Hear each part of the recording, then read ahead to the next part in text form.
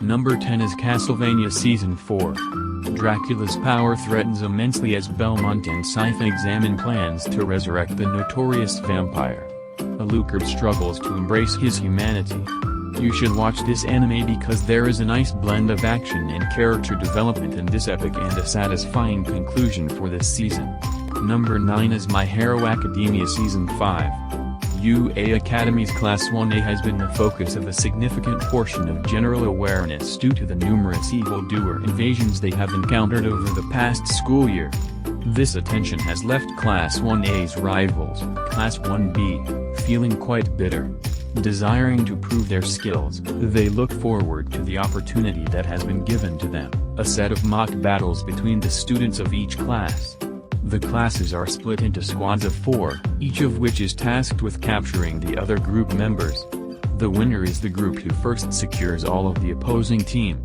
While this sounds simple, a curveball is thrown into the mix with the inclusion of General Course student Hitoshi Shinsu, who wishes to transfer into the Hero Course. Despite using his training with Class 1A's homeroom teacher Shouda Eraser Hidezawa to prove that he's capable of being a real hero, he is still far behind the others due to his lack of experience. However, Shinsu is determined to overcome this challenge. Thus begins the fiery competition between Class 1A and 1B as each tries to prove that they are superior to the other. This anime has really good fights with different quirks. Number 8 is Nomad, Megalo Box 2. Megalo Box is an evolved form of boxing where contestants wear metal frames called gear. When the first ever Megalonia contest took place, Gearless Joe became its champion and was known to all as a legendary fighter. However, soon after, he lost an exhibition match against the second champion and vanished from the public eye. 7 years later, Joe now goes by Nomad and keeps a low profile, occasionally fighting in a few underground matches to get by. He is haunted by hallucinations and relies on a set of painkillers to numb his mind. During a match, Joe wins against an opponent, Chief, who purposefully loses for some extra cash from gamblers. Subsequently, Joe discovers that Chief is from a community of immigrants called the Cossack. Chief is gradually trying to make enough money to purchase the land where they live illegally. At first, Joe hesitates to get involved but eventually decides to lend Casa a helping hand. The anime series provides a better glimpse at the underworld of Megalo boxing, where fights are often fixed and crime dominates. Number 7 is Tokyo Revengers. Takemiki Hanagaki's second year of Middle Academy was the most elevated moment in his life. He had regard, a crew of friends he could count on, and even a girlfriend. But that was 12 years ago. Today, he's a nobody, a washed-up non-entity made fun of by children and always forced to apologize to his younger boss. A sudden news report on the Tokyo Manji gang's cruel murder of the only girlfriend he ever had alongside her brother only adds insult to injury. Half a second before a train ends his pitiful life for good, Takemiki flashes back to that same day 12 years ago, when he was still dating Hinata Takabana. After being forced to relive the very same day that began his downward spiral, Takemiki meets Hinata's younger brother. Without thinking, he admits to his seeming death before flashing back to the past. Takemiki urges him to protect his sister before inexplicably returning to the future. Miraculously, he isn't dead. Stranger still, the future has changed. It seems as though Takemiki can alter the flow of time. Given the chance to prevent his ex-girlfriend's tragic death at the hands of the Tokyo Manji gang, Takemiki decides to fly through time to change the course of the future. This anime has a clean and beautiful animation style and a likable main character. Number 6 is Mushoku Tensei, Jobless Reincarnation. Despite being mocked, ignored, and persecuted all of his life, a 34-year-old shut-in still discovered the resolve to endeavor something heroic, only for it to end in a tragic accident. But in a twist of fate, he awakens in another world as Rudius Greyrant, starting life again as a baby born to 2 loving parents.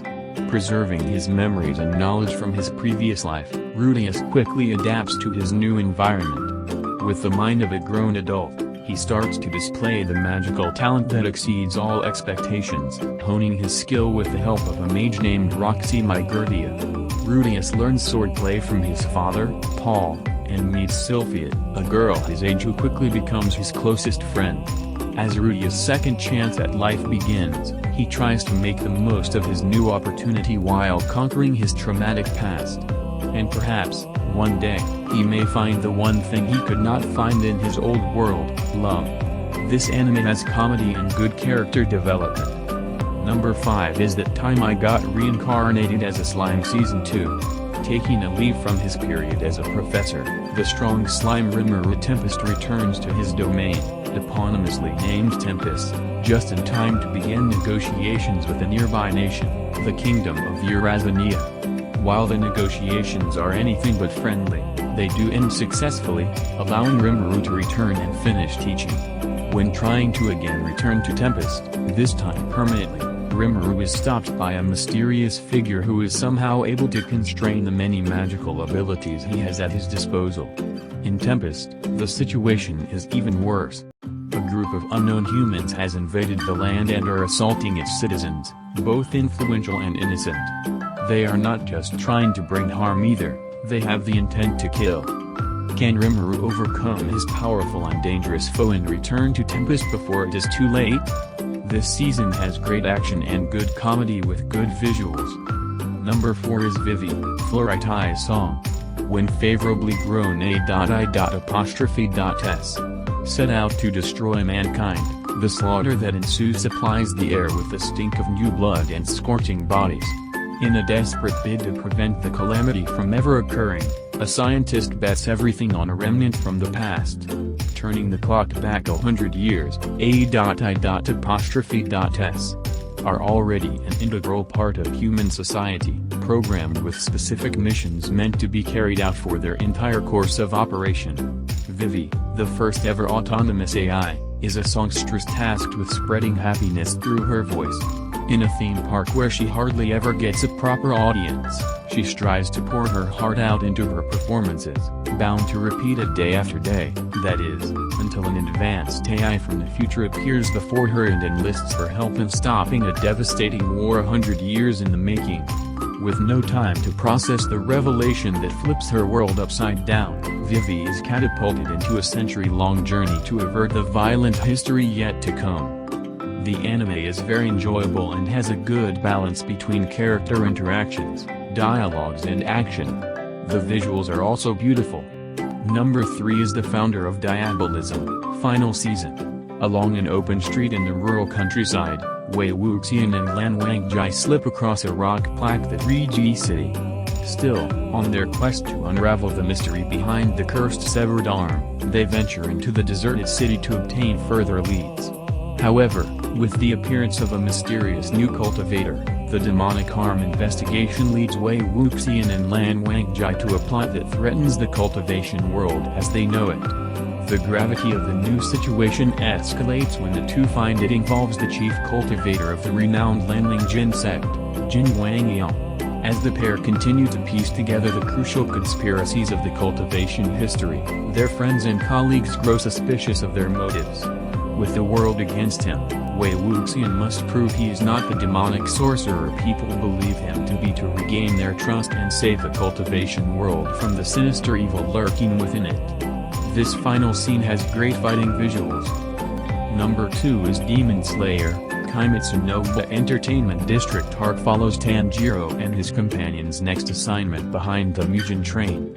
Alongside one of the Demon Slayer core top-ranked swordsmen, Sound Hashira Tenjin Uzui, Tanjiro heads to a place where demons dwell, the Entertainment District.